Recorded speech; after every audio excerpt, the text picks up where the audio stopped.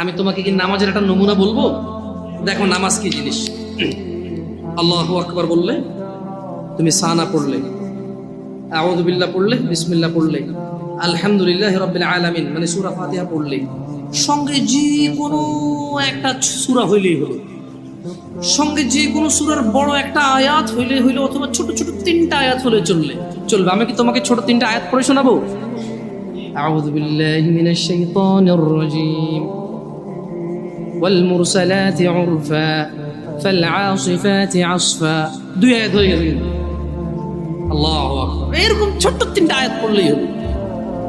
কুল হুয়াল্লাহু আহাদ আল্লাহুস সামাদ লাম ইয়ালিদ ওয়া লাম ইউলাদ ওয়া লাম ইয়াকুল লাহু কুফুয়ান আহাদ।